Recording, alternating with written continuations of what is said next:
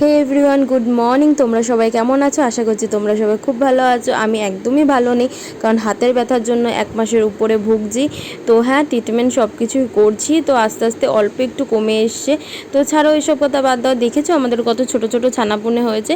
তো উপরের প্যান্ডেল তো পুরো কমপ্লিট হয়ে গেছে, কারণ দেখছিলে আগের দিনকে আমি দেখাচ্ছিলাম যে প্যান্ডেল করা সবে শুরু করেছে।